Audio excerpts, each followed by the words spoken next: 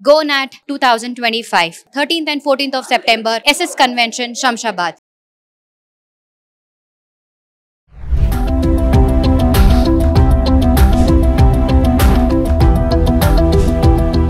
నమస్తే, welcome back to Suman TV. Present మనతో పాటు ఉన్నారు consumers affairs committee chairman Mandadi Krishna Reddy గారు.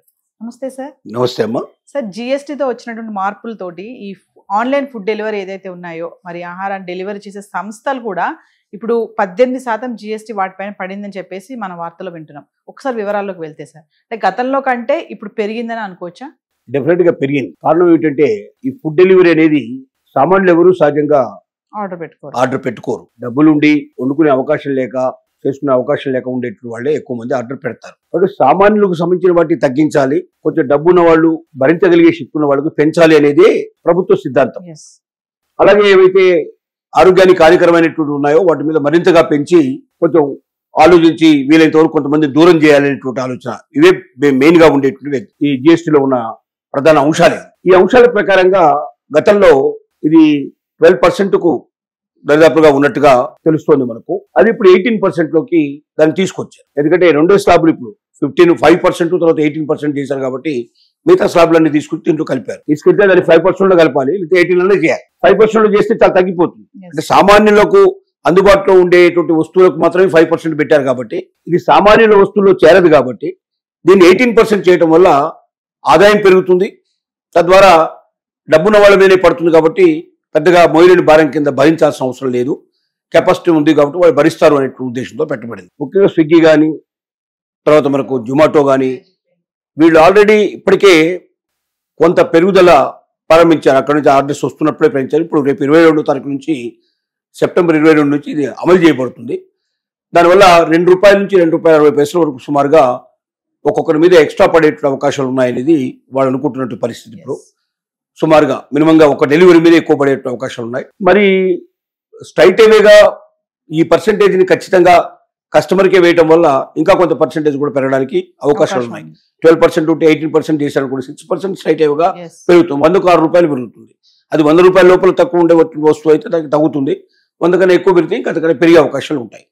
ఇలాంటి మార్పుల వల్ల ఎంతైనా మొత్తం మీద ఫుడ్ డెలివరీ మీద కొంత శాతం పెరగబోతుంది. అది మరీ భరించలేంత కాకపోవచ్చు, కానీ కొంతైనా డెఫినెట్ గా భారం అయితే పడక తప్పదు. ఆ భారాన్ని చెల్లించడానికి అందరూ సిద్ధంగా ఉండాలనేదని ప్రభుత్వం ముందుగానే చెప్తోంది. అంటే ప్రభుత్వం యొక్క ముఖ్యమైన ఆలోచన ఏమిటంటే సామాన్యులకి, వాళ్ళు డబ్బు చెల్లించుకోలేని వాళ్ళకి, బతకడం చాలా కష్టంగా ఉండే వాళ్ళకి, బిలో పావర్టీ లైన్ లో బతికేటువంటి వాళ్ళకి, మధ్యతరగతి జీవులకి ఎప్పుడు కూడా పన్నులు చాలా తక్కువ ధరలో ఉండాలి. అందుకే 18%, 28% లో ఉండే వాటిని కూడా తీసుకుని 5% లో పడేశారు. అంటే మామూలుగా సూపర్ బజార్లో దొరికేటువంటి ఐటమ్స్ అన్ని కూడా, కిరాణా షాపుల్లో దొరికేటువంటి ఐటమ్స్ అన్ని కూడా, నిత్యావసర వస్తువులు ఏవైతే ఉన్నాయో వాటికి 5% తీసుకొచ్చారు. తద్వారా దాదాపుగా ఒక 12% లో ఉంటే 7% మిగిలినట్టే, 18% లో ఉంటే దాదాపుగా 16, 15, 13% మిగిలినట్టు అవుతుంది. ఆ రకంగా చాలా వరకు వాళ్ళకి మేలు జరిగింది. అలాగే ఇంతకుముందు 28% అట్లా ఉండేటువంటి సిగరెట్ లాంటివి, అలాగే దాంతోపాటుగా మనకు ఎక్కువగా బీడీలు కానీ, లేకపోతే పొగాకు కానీ, ఇలాంటి అధిక రేట్లలో ఉండే మద్యాలు కానీ, ఇట్లాంటి వాటి అన్నిటి కూడా తీసుకెళ్లి 40% పెట్టారు.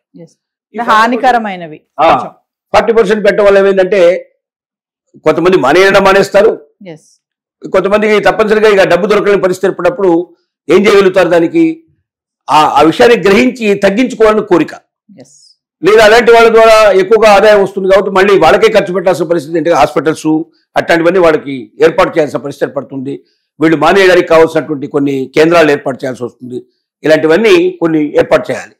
సో ఏదైనా ప్రభుత్వం యొక్క లక్ష్యం ఏమిటంటే మరి సామాన్యులకు అందుబాటులో ట్యాక్స్ తక్కువగా ఉండాలి, చెల్లించుకోగలిగే వాళ్ళకి, క్యాపబిలిటీ ఉండేటువంటి వాళ్ళకి ఎక్కువలో ఉండాలనేది వాళ్ళ ఉద్దేశం. దాంట్లో భాగంగానే ఇప్పుడు స్విగ్గీ కానీ, లేకపోతే ఇవన్నీ అంటే ఏవైతే ఆహారాన్ని సరఫరా చేస్తున్నాయో, ఒక ఈ రెండే కాదు ఇంకా చాలా సంస్థలు ఉన్నాయి దేశం లోపల. వీటన్నిటికీ కూడా ఇప్పుడు 18% లో చేర్చడం వల్ల డెఫినెట్ గా ట్యాక్స్ పెరుగుతుంది. అది ప్రభావం వినియోగదారుల మీద డైరెక్ట్ గానీ ఇండైరెక్ట్ గానీ పడేయడం తప్పదు, కొంత పెరుగుతుందని చెప్పక తప్పదు. సో ఏదేమైనా సార్, కొత్తగా వచ్చిన జిఎస్టీ మార్పులతో మధ్యతరగతి వాళ్ళకి మాత్రం కొంచెం రిలాక్సేషన్ ఉంది అని అనుకోవచ్చు అంటారా?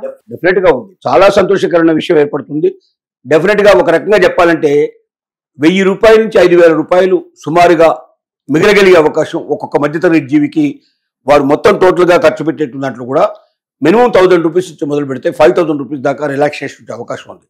ఒక కుటుంబం లోపల ఒక 1000 నుంచి 5000 రూపాయలు ప్రతి నెల మిగలటం అంటే నెలకు దాదాపుగా 50 నుంచి 60,000 రూపాయలు వాళ్ళు మిగుల్చుకోగలిగారంటే డెఫినెట్గా అది వాళ్ళకి ఒక పెద్ద వరం లాంటిది అని చెప్పక తప్పదు. ఇప్పుడు ఫుడ్ ఆర్డర్ చేసే వాళ్ళు ఖచ్చితంగా గతంలో కంటే ఇప్పుడు ఎక్కువ కొంచెం ఛార్జ్ ఎక్కువ పడే అవకాశాలు ఉన్నాయి. అంతే, వాళ్ళు ఎవరు తగ్గించరు. ఎందుకంటే ఫుడ్ ఆర్డర్ చేసేవాళ్ళు చేస్తూనే ఉన్నారు.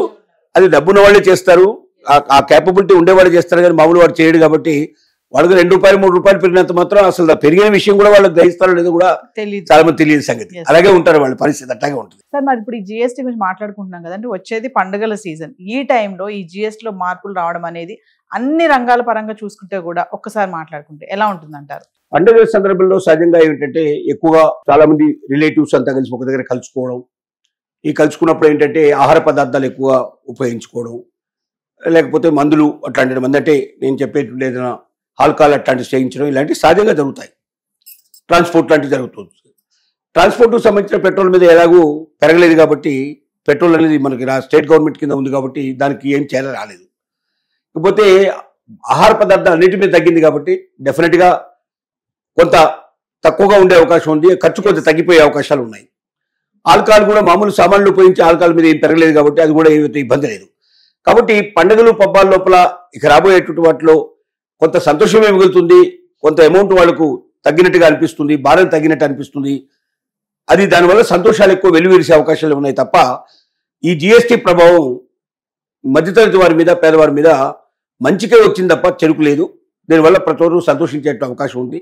సమాజానికి మేలు జరిగే విధంగానే కేంద్ర ప్రభుత్వం చాలా ఆలోచించి రాష్ట్ర ప్రభుత్వం కూడా కలుపుకొని ఎన్నో రకాల చర్చలు చేసి చాలా మందితో ఆలోచన చేసింది. దీనికి ముఖ్యమైన కారణం ఏంటంటే ఇప్పుడు ట్రంప్ లాంటి వాడు ఇతర దేశాలకు మనం వెళ్తున్నటువంటి ఎగుమతుల సుంకాలు విపరీతంగా విధించడం వల్ల చాలా వస్తువులు ఇక్కడ నుంచి విదేశాలకు వెళ్ళడం ఆగిపోయే పరిస్థితి ఏర్పడింది.